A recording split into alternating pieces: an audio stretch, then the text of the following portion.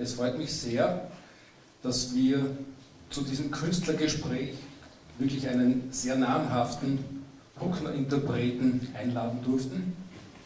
Norbert Trawöger, ich glaube hier kein Unbekannter, wird durch das Programm führen, wird unseren Ehrengast Dennis Davies interviewen und wir freuen uns jetzt schon auf einen spannenden Abend mit und rund um Bruckner. Bevor die Kristina unser erstes Klavierstück präsentieren wird, darf ich vielleicht schon die erste Frage stellen als Einleitung. Dennis Davies wird dann vielleicht ein bisschen überlegen. Viele namhafte Dirigenten und Musiker haben sehr spät zu Bruckner gefunden. Bruno Walter zum Beispiel, der seine Werke schon dirigiert hatte, schreibt in seinem Buch Thema und Variationen: Während sich mein äußerer Lebensraum durch Reisen zum Beispiel in verschiedene Länder ausdehnte, wurde mir das Glück zuteil, auf meinem eigensten Gebiet, ja in meiner Seele, Neuland zu entdecken. Ich fand Bruckner im Alter von etwa 50 Jahren. Und jetzt schließe ich meine Frage an: Wann haben Sie zu Bruckner gefunden und was hat das in Ihnen ausgelöst? Und vielleicht in dieser Nachdenkphase über wir Bruckner. Ich darf die Frage von Peter Eigner aufnehmen. Wann war denn Ihre erste Begegnung mit der Musik Anton Bruckners? Ja, die erste Begegnung war, als ich wahrscheinlich 2 oder 33 war und hatte die Gelegenheit, ein Bruckner-Symphonie zum ersten Mal zu dirigieren. Das war die 4. in die erste Fassung, die romantische. Und später wurde ich auch die 9. und die 1. Das waren die 3, die ich quasi als Repertoire verstand. Aber um die Wahrheit wirklich auf den Tisch zu legen, als ich nach Linz kam, da war ich dann in einem Ambiance, wo ein Publikum die Musik kannte und liebte und ein Orchester.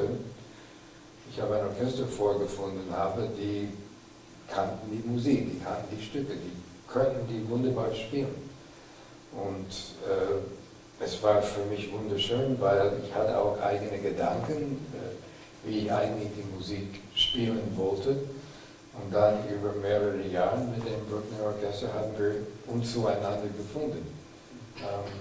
Es ist immer die Arbeit zwischen Dirigent und Orchester ist so eine Arbeit.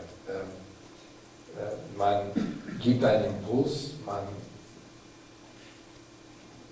bringt ein Tempo oder eine Phrase im Gang und dann ist man konfrontiert mit einer Realität. Und die ist mal eine Überraschung, mal sehr gut, mal weniger gut, als man erhofft hat.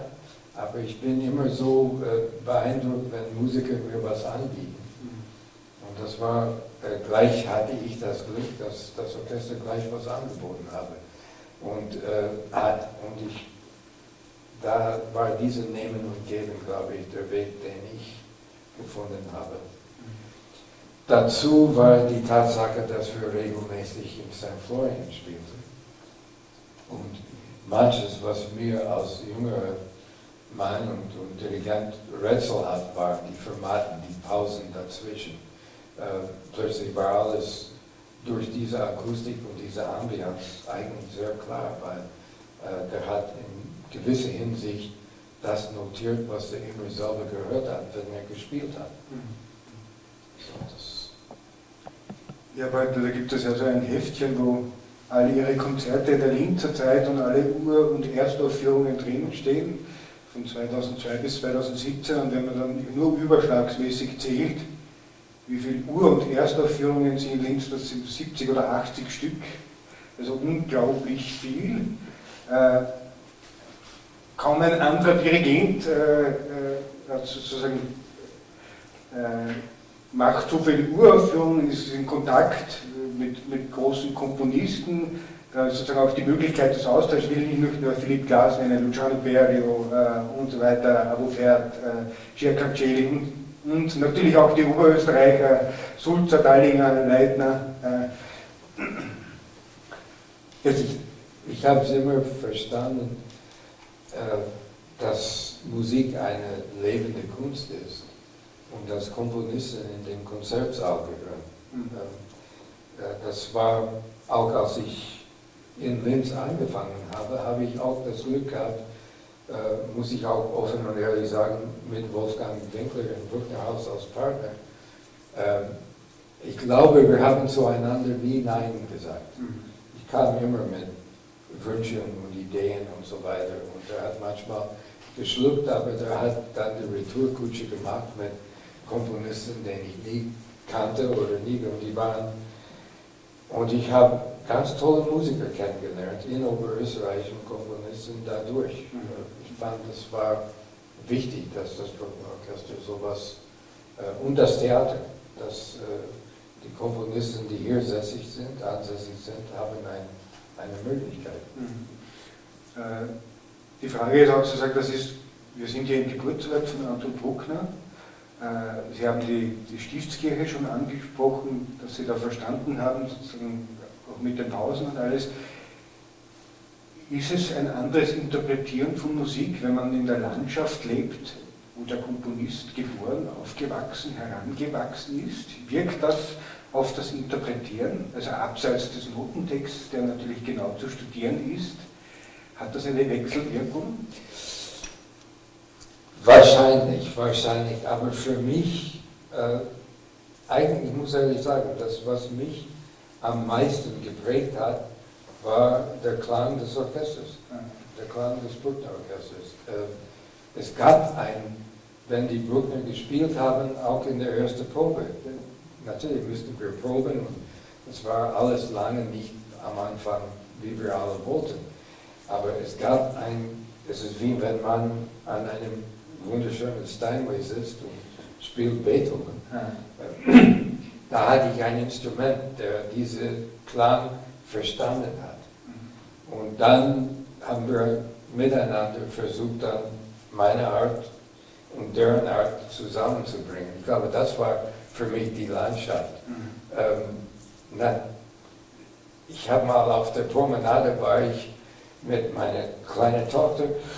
Es gab ein Volksfest und es gab einen riesen Heuhügel und es waren Bauernfrauen, die da das betreut hatten, die Kinder und meine auch, haben rübergesprungen und die Frau sagte, gleich zu mir, sie hat mich erkannt und sagte, mein Großvater lebte auf dem Land, hier in der Gegend und hat mir erzählt, wie Anton Bruckner durch den Feldern marschiert ist, ohne Rücksicht, ohne nach links und rechts zu schauen, durch die Felder, durch das alles, was wachsen hätten sollte, der war dafür bekannt.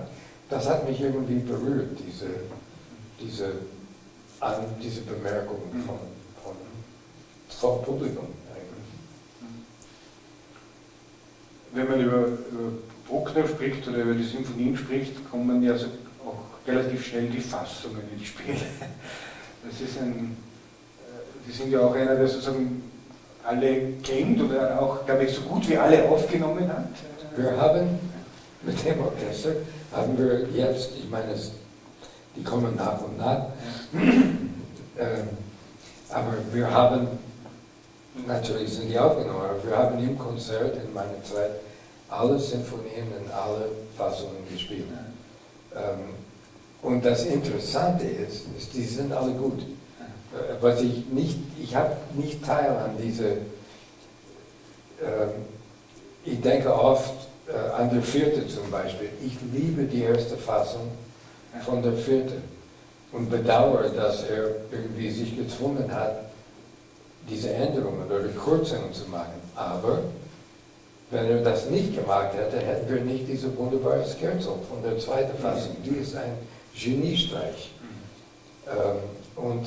Der war,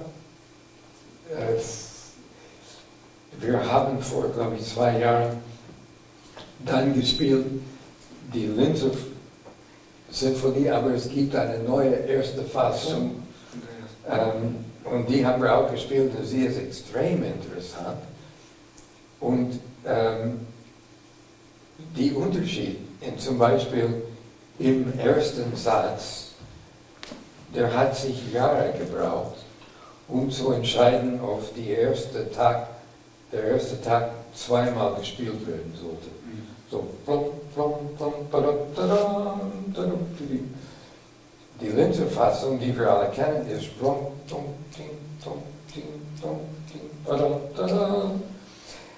ursprünglich war es nur ein Takt. Später hat es für Wien nochmal zurück zu ein, und das hat sich Jahre genommen, um zu entscheiden, ob das richtig ist.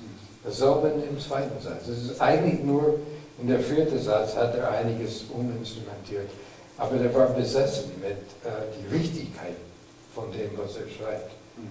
Und wenn einer ihm eine Kritik ausgeübt hat oder so, war er gleich unsicher und dann hat angefangen, erinnert mich an meinen Komponistenfreund Lou Harrison, der letztes Jahr 100 Jahre alt gewesen wäre. Und ich habe seine dritte Symphonie aufgeführt in den 80er Jahren. Ein wunderbares Stück. Und der vierte Satz in der ersten Probe war nicht, wir konnten es nicht. Viel Taktwechsel und das Orchester war überfordert. Aber ich habe gesagt, morgen schaffen wir es. Ich kam in die zweite Probe und er hat den ganzen Satz umkomponiert. Und ich habe gesagt, Lou, du hast mir keine Chance gegeben, wir hätten es geschafft. Und er sagte, wenn es so schwer ist, gleich von vornherein, das ist nicht der Sinn, was ich wollte. Ich wollte eine Leichtigkeit. Und er hat es umgeschrieben. Das ist ähnlich. War das wahrscheinlich auch einer der Beweggründe, immer wieder auch für Bruckner umzuarbeiten? Kann sein. Es gibt wahrscheinlich viele Gründe dafür. Viele Gründe. Und ist auch, man spricht über die 9. Ich werde sie demnächst in Madrid dirigieren, im Januar. Und es gibt einen vierten Satzversuch von einigen. Und ich bin selber der Meinung, und ich habe das oft mit Heinz Winbeck, ich habe Heinz Winbeck sogar gebeten, eins zu schreiben. Und er sagte zu Recht eigentlich, es geht nicht, weil das Material, was Bruckner genommen hat, um einen vierten Satz zu schreiben, ist eigentlich untauglich. Und meiner Meinung nach, der hat den dritten Satz zu Ende komponiert und wusste nicht weiter. Und dann hat er die 8. nochmal geschrieben, da hat er das Te Deum nochmal geschrieben, aber die 9. konnte er nicht zu Ende schreiben. Er hatte 2 Jahre länger gelebt als, glaube ich, der hätte Zeit gehabt, aber es ging nicht. Er hat auch relativ spät auch nochmal an der ersten gearbeitet. Ja. Das ist ja auch spannend, nicht? Dass er in dieser Zeit auch wieder die erste rausgenommen hat. Und das meine ich, diese sogenannten Wiener Fassung. Und da haben wir auch Blut geschwitzt. Ich weiß, wir mit dem Bruckner Orchester spielen wir immer die Linze. Und die Wiener hatten einige haarige Passagen. Ich weiß nicht, warum er das gemacht hat, aber wir waren alle eigentlich ein bisschen erschreckt. Weil meistens hat er die Sache vereinfacht, wenn er später kommt. Und diese hat er noch schwerer gemacht. Das war für mich unverständlich. Als Sie die Urfassung der 4. noch angesprochen haben, ist ja zum Teil komplett andere Musik in der Urfassung, in der ersten Fassung. Es wird immer gesagt, die späteren Fassungen sind die schönen Fassungen. Hat der geglättet? Einiges, der hat ein bisschen geglättet, aber der hat viel gekürzt eigentlich. Und wo ich das bedauere, ist der zweite Satz von der 4. zum Beispiel. Ich finde die erste Fassung so schön, ich vermisse sehr viel da. Und die 8. auch. Die erste Fassung ist, ich werde sie demnächst in Leipzig, mache ich die erste Fassung von der 8. Freue mich auch. Aber das Wunderschöne ist, dass die wirklich, alle diese Fassungen sind gut, eigentlich sind lebensfähig, sollen gespielt werden. Ich glaube nicht, dass es ein letztes Wort eigentlich gibt. Ich glaube es nicht. Weil es gibt zu viel verloren dadurch. Und soll alle spielen. Und dann habe ich auch gedacht, die erste muss immer die beste sein, weil das war der erste Wurf. Aber manche Komponisten sind so, die müssen wieder kauen und wieder dran arbeiten. Ich habe vor kurzem mit Paul Hochshaw, diesem großen Bruckner-Forscher von der Yale University, gesprochen, und der meinte, man soll nicht vergessen, Bruckner war ein großer Improvisator, und da kann man vielleicht auch sozusagen mit den Fassungen herangehen, weil ein Jazzmusiker macht auch heute jene Fassung über dieses Thema und morgen eine andere, auch wenn die Themen gleich sind. Ein interessanter Gedanke. Noch dazu er obendrein relativ schnell komponiert hat, so Hochshaw. Also der Schöpfungsprozess war relativ schnell. Der muss auch genial gewesen sein als Spieler. Die Berichte sind manchmal haarsträubend, was er da dem Publikum angetan hat. Haben Sie eine Lieblingssymphonie? Gibt es sowas?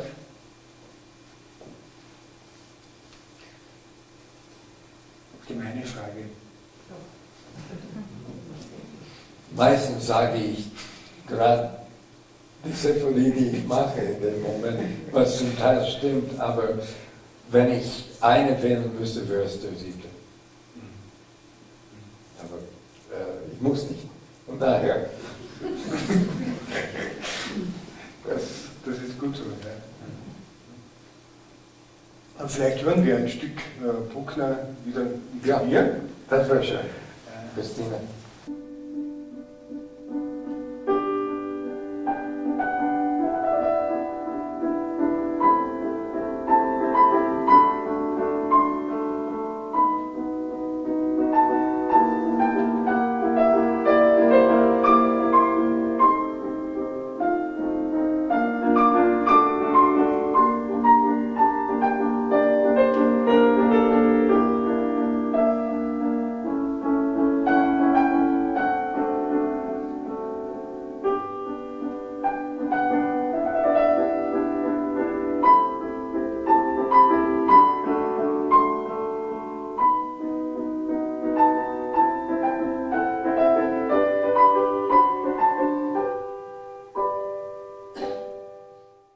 Hat Sie denn bewogen, zu bleiben?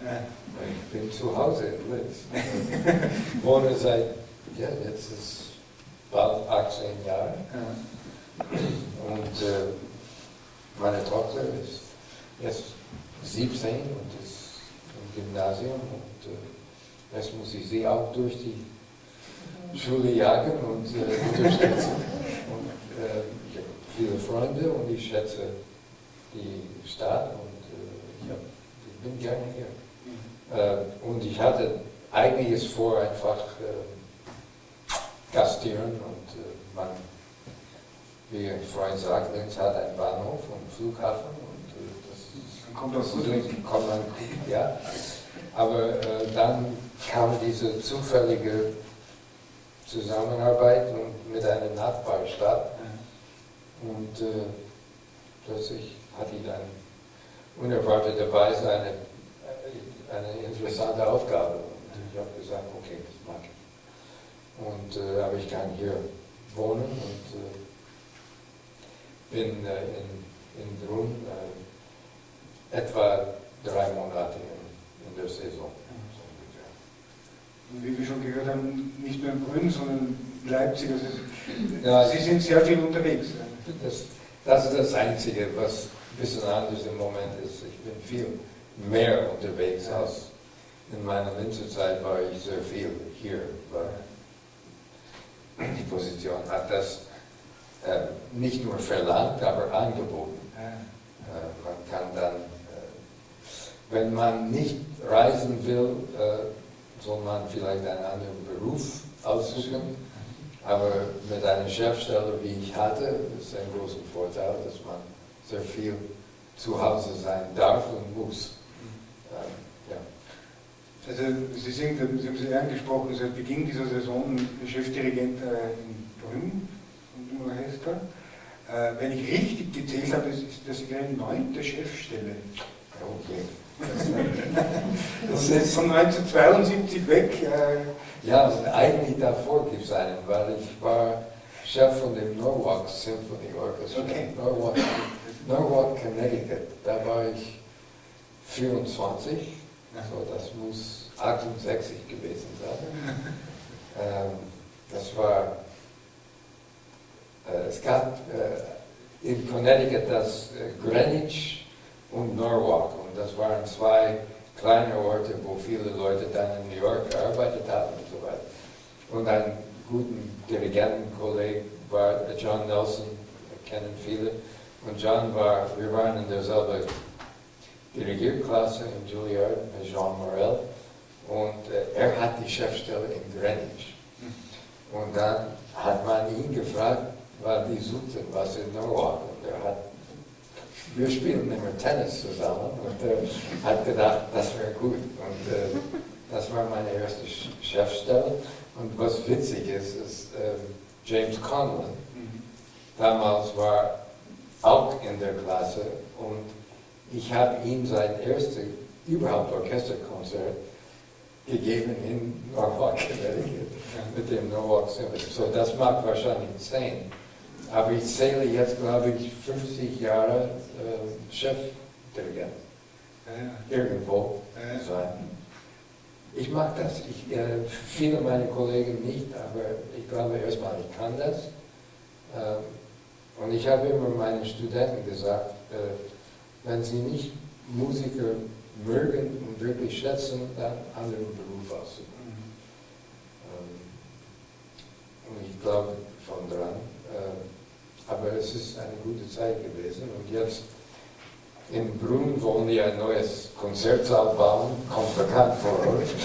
Ich habe den gleich gefragt, weil als ich nach Linz kam, ein Grund, warum ich kam, war ein neues Open House. Und das haben die mir gesagt, in 1999 war das. Und dann kam ich und ich habe die Brunner gefragt, weil wenn ich komme, dann wird es dauern.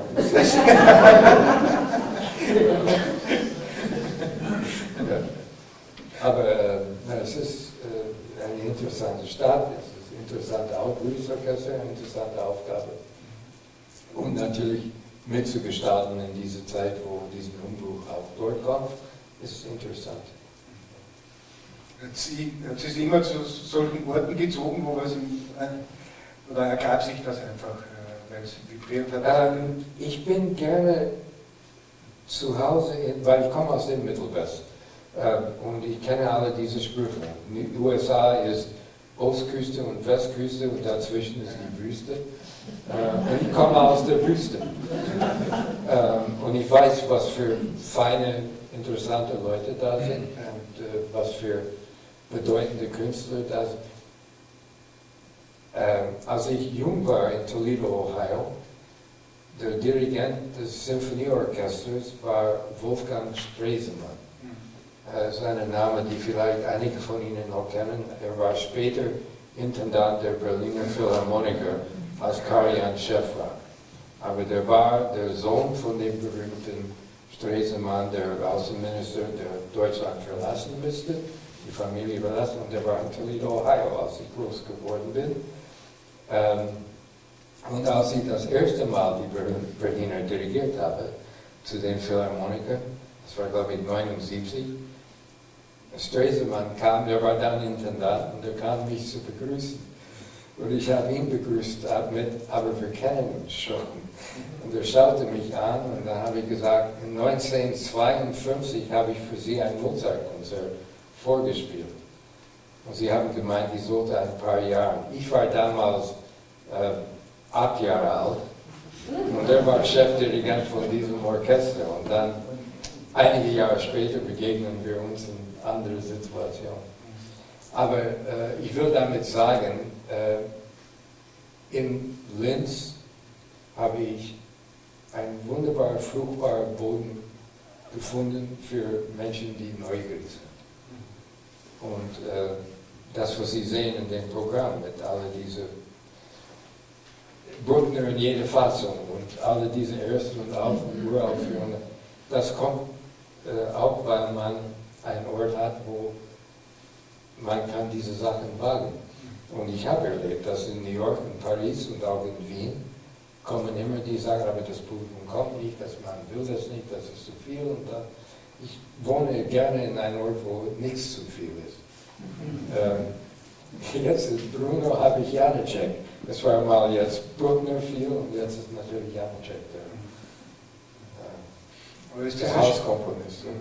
Ist das Chef sein? Sie haben ja irgendwie auch gesagt, also heißt ja quasi das Bruckner heißt oder das Chef werden und sein, war die Landschaft Bruckner auch zu erfahren mit dem Orchester. Das Orchester hat das, sagen wir, in der DNA, im Namen und in der DNA, die Erfahrung. Wirklich wahr. Man wächst miteinander. Sozusagen eine erweiterte Familie, könnte man sagen. Weil wenn man eine Musik so gut kennt und versteht, dann ist man bereit, andere Ideen aufzunehmen.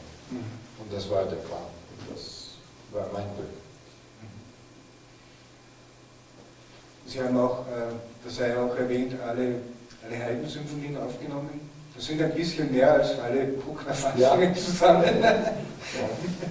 Ja, ich habe die Haydns alle, Honegger auch alle, mit Basel auch Schubert und natürlich alle die Symphonien bis jetzt, die Philipp Glass komponiert hat. Das ist ein ziemlich breiter Bogen. Interessiert ist diese Gründlichkeit dann wirklich rein, weil Sie auch erzählt haben, Sie haben jetzt vor kurzem sozusagen Dvorak Erste, die ich selber noch nie gehört habe, gerade gemacht, da einzutauchen und dann wirklich sozusagen alles anzuschauen, was gibt. Es gibt Werke, die wir alle lieben und wo man sagt, das muss gespielt werden, das wollen wir spielen. Aber es gibt auch andere. Und ich habe entdeckt, als ich in Bruno jetzt ein bisschen geschaut habe, diskutiert und geschaut, was alles gespielt wurde. Und in den letzten 30 Jahren war die erste Sinfonie von Dvorak, kannte niemand. Und ich dachte, damit fange ich an. Da habe ich in meinem ersten Programm das zusammen mit John Adams Harmonielehre positioniert. Das war auch eine tschechische Erstaufführung. Das hat für Aufmerksamkeit gesorgt, natürlich. Da muss man auch ein bisschen klug damit umgehen. Die haben gewartet auf die 9. und das habe ich denen dann 3 Wochen später gegeben, aber nicht zu Beginn.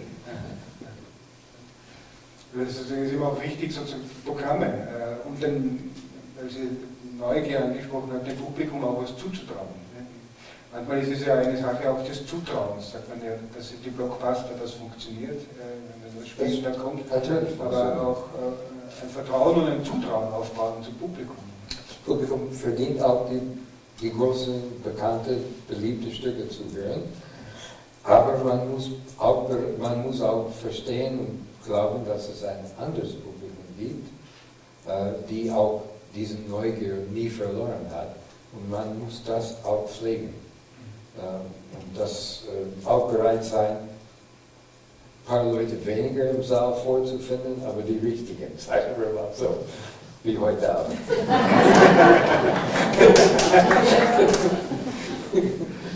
Das ist auch eine gesellschaftliche Verantwortung, die man wahrnimmt. Also, sozusagen, das heißt nicht nur Chefdirigent oder Dirigent eines Orchesters sein, sondern eine Stadt sein. Und Sie haben ja auch immer wieder quasi nicht parteipolitisch, aber politisch Stellung bezogen, auch gegen Ausländerfeindlichkeit, SOS Menschenrechte. Das geht darüber hinaus, so wirklich eine gesellschaftliche Verantwortung auch wahrzunehmen. In meiner Position in einer Stadt, entweder jetzt in Brunn oder wie es in Linz war, hat man eine prominente Position für einige. In Oberösterreich ist die glückliche Situation, dass das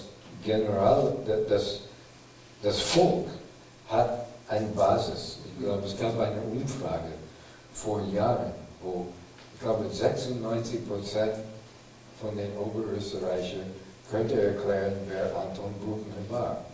Ich meine, das findet man sicher nicht in Wien. Sicher nicht. Aber in Oberösterreich ja. Und es ist hier eine Kulturlandschaft, das muss man wirklich sagen. die wurde gepflegt und was mich so beeindruckt hat, als ich kam, auch in dieser Zeit, wo das gewackelt hat mit dem Theater, war erstmal dieses Musikschulwerk und die Unterstützung und dann diese Hartnäckigkeit auch des Landeshauptmanns und dann ein Freunde des Linzer Musiktheaters. So ein Verein findet man nicht hinter jedem Busch. Und das waren Situationen, wo man sagt, hier kann man was entwickeln. Im Grunde bin ich auch sehr optimistisch. Die Programme, die ich da gemacht habe, sind das, was ich so immer mache. Und die haben die Saison ausverkauft. Ich bin sehr erstmal überrascht, aber zufrieden natürlich, weil das spricht vieles. Das ist auch sehr interessant, weil die Konzerte werden ja dort manchmal 2- bis 3-mal wiederholt und gespielt. Was läuft denn da in Linz? Da muss ich sagen, da ist vor meiner Zeit eine Sache schiefgelaufen. Und das ist vor allem, hat das Bruckner Orchester auch darunter gelitten, dass man die Konzerte nur einmal spielt. Und ich habe immer dagegen, das kam dann, als ich in Basel Chef war, kam das dann, die Überlegung. Weil die Konzerte waren zu Beginn zu 60-65% normalerweise besetzt. Und dann, okay, das packen wir in einem, sparen wir.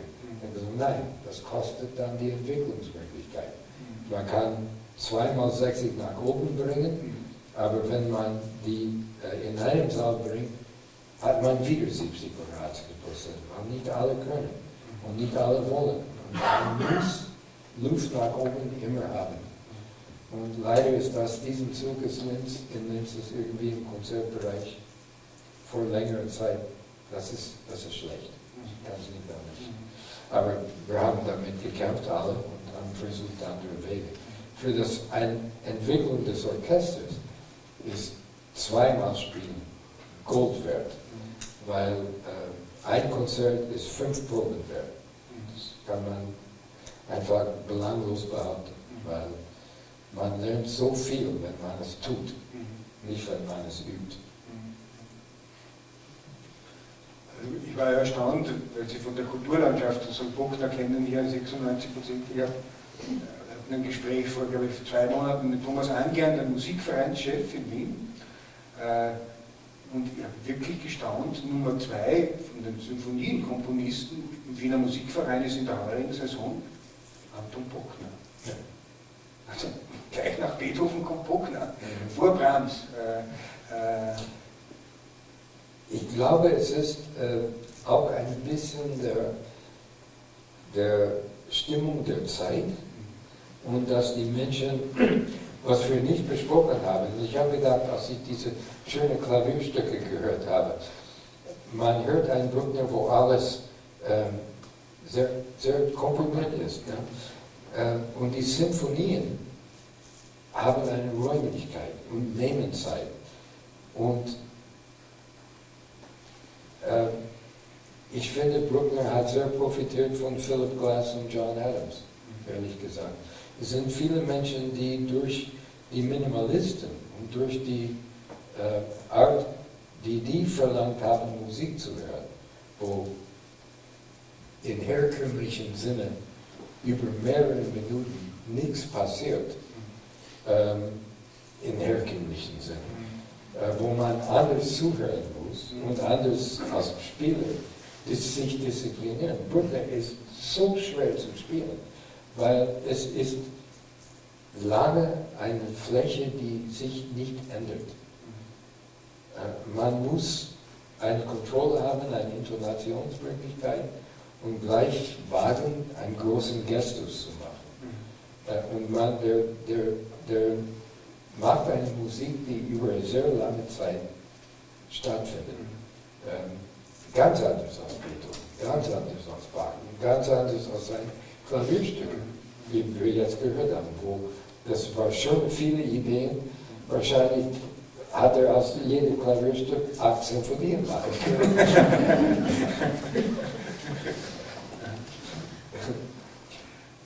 Wenn man sieht ja Bruckner immer sozusagen, oder konnotiert ihn immer auch gleich mit dieser Frömmigkeit, mit dieser Religiosität. Er ist natürlich aufgewachsen hier neben der Kirche, Stift St. Florian. Ich stelle mir das immer vor, erstmalig nach St. Florian zu gehen und dann sieht man auf einmal dieses, das muss ja ein Urknall, eine Wahrnehmung, dass das sozusagen eine andere Dimension,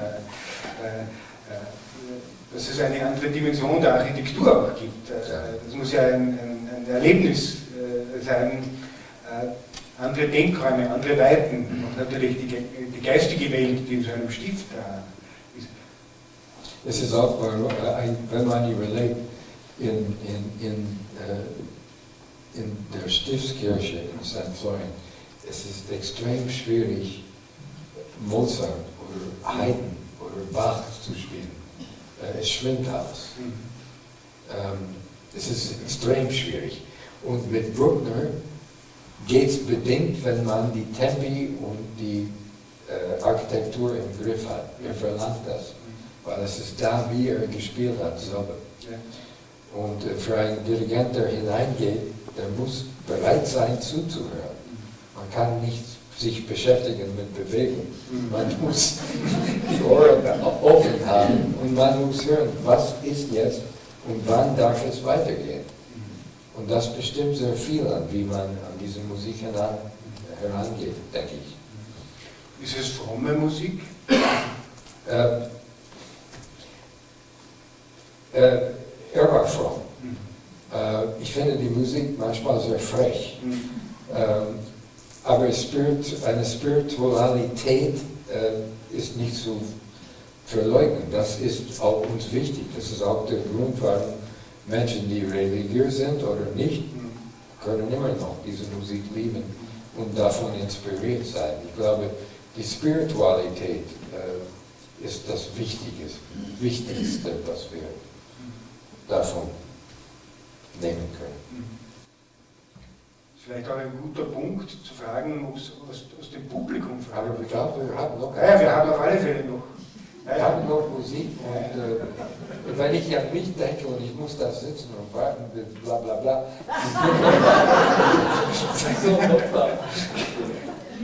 Ja, genau.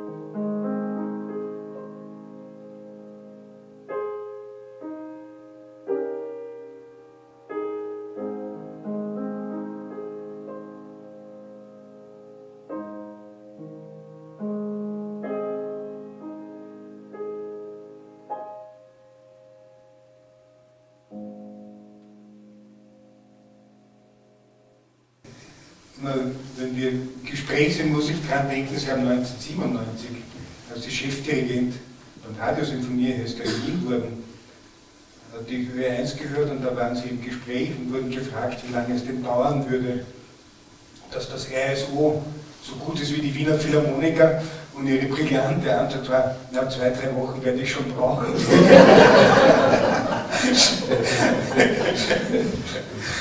Das kann mir heute.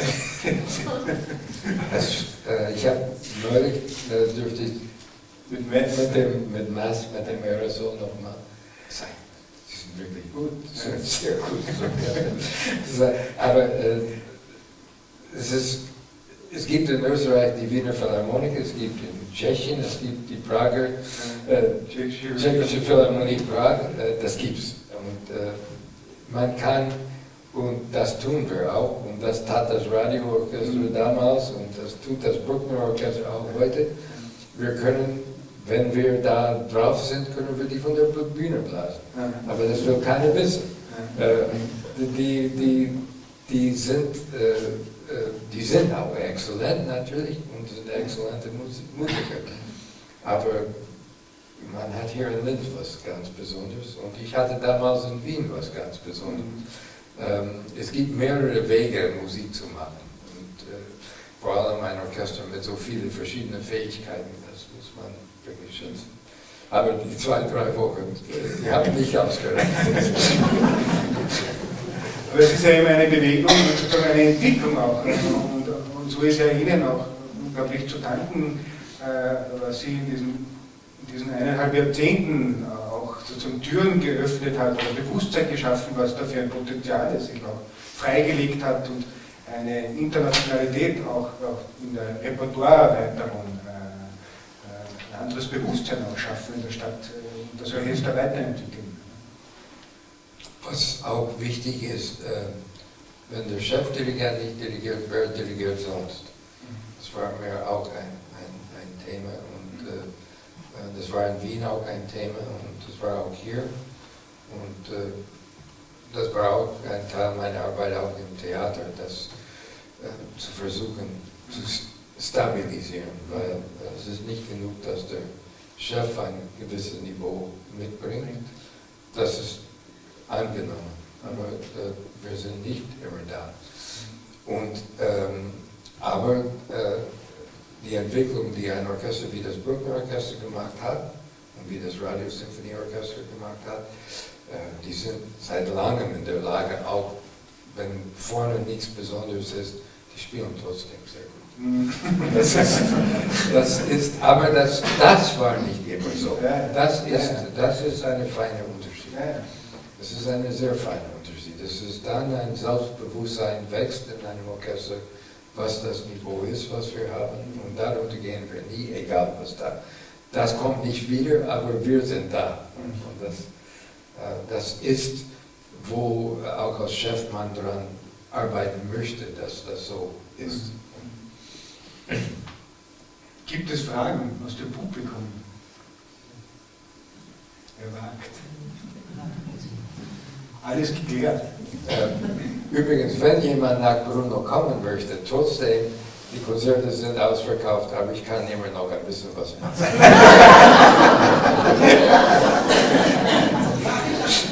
Ja, bitte. Ja, demnächst. Ich weiß es noch nicht. Noch keine Pläne. Aber es wird sicher kommen. Am 1. Jänner in Brünn ist da ein Konzert? Die spielen ja und in einem Jahr bin ich dran, aber das war nicht zu organisieren in der kurzen Zeit, weil ich habe diese Position auch relativ spontan angenommen und hatte dann nur ein Jahr Vorbereitungszeit. Das ist ein bisschen wenig und mein 1. Januar war schon woanders besetzt. In einem vorigen Job auch in Stuttgart, wo ich Chef war. Da mag ich den Neujahrskonzert. Aber die haben mehrere Modelle. In einem Jahr bin ich dran. Ich bin auch nicht. Ja.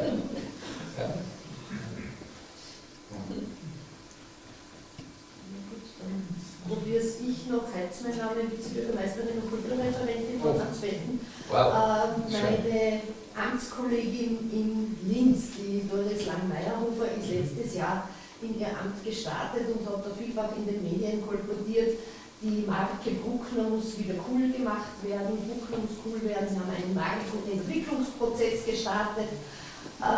Wie geht es denn Ihnen mit diesem Gedanken, dass man jetzt Bruckner cool machen will? Ja,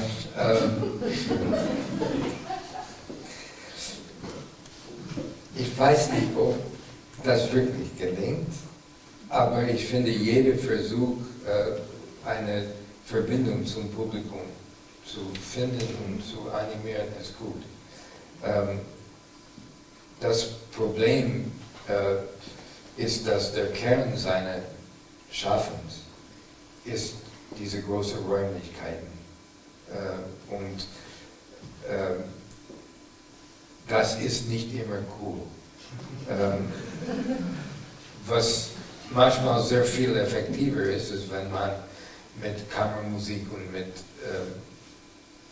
Solowerke an einem kleineren Publikum direkt ansprechen kann. Aber ich glaube, dass die Zeiten, wie ich vorher gesagt habe, als ich in Linz angefangen habe mit dem Bruckner Orchester, war es schwierig, auf Tournee das Orchester, zum Beispiel in den USA, war es sehr schwierig, weil viele Konzertveranstalter haben gesagt, um Gottes Willen, die Werke sind so lang, das Publikum will das nicht oder kann das nicht. Und das ist eine Realität, wo es am Anfang nicht so ganz leicht war. Wir haben die Tournees gemacht und das hat funktioniert, aber es war nicht leicht. Und das ist eine Realität, die wir haben. Nur, wir kommen aus einem Land und wir leben in einem Land, wo diese Musik von einem breiten Publikum geliebt und geschätzt wird. Das heißt, es ist möglich. Und man muss nur den Mut haben, das immer weiter zu versuchen und zu bringen. Cool ist ein bisschen kurzlebig für uns alle, glaube ich. Aber der Versuch auch, ich weiß, Markus hat mit Themen von der Art der Bruckner, hat auch mit Jazzmusikern aufgestellt und improvisiert. Ich finde, das soll man schon, es gibt sicher Möglichkeiten und das wurde mit Johann Sebastian Bach seit Jahren gemacht, aber es ist eine andere Art Musik und Lenz, diese Barockbewegung mit Bass und Melodie, ist eher in Richtung Improvisation. Bei Bruckner ist es etwas schwieriger. Aber wie gesagt, ich finde, jeden Versuch ist eine gute Idee. Genau. Das Thema ist am Schirm. Ja. Noch was? Wir haben die. Es gibt ja noch ein Zugabenstück, nicht von Bruckner, sondern Debussy, das wollen wir uns unbedingt auch noch. Ja, und Peter. Da ist er. Ich glaube, du möchtest auch noch zu Wort kommen. Ich noch mal auf die Bühne. Ja.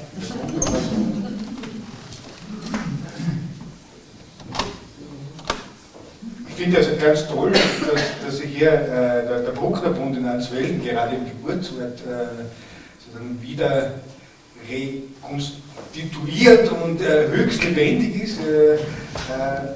Das finde ich wunderschön. Peter Eigner ist ja da sozusagen einer der Hauptmotoren.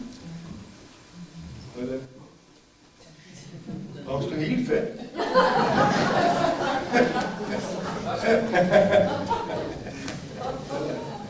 Die Stufe schaffe ich noch, danke. Wir haben jetzt viel über Linz gesprochen, über Theater und Bruckner Orchester. Es geht durch alle Medien, Sie wissen alle Bescheid. Es gibt da gerade bedenkliche Entwicklungen, bedenkliche Ideen. Ich lade Sie herzlich ein. Nach dieser Veranstaltung liegen im Gastronomiebereich 2 Unterschriftslisten auf, wo Sie unterschreiben können, dass Sie, ich nehme an, nicht einverstanden sind damit, dass die Stadt Linz diesen ominösen Theatervertrag mit dem Land Oberösterreich auflöst. Ich lade Sie herzlich ein, diese Gelegenheit wahrzunehmen. Ich lade Sie herzlich auch ein, falls Sie noch nicht Mitglied beim Brucknerbund sind, ich bin einfach lästig, Sie dürfen auch die Beitrittserklärungen draußen ausfüllen.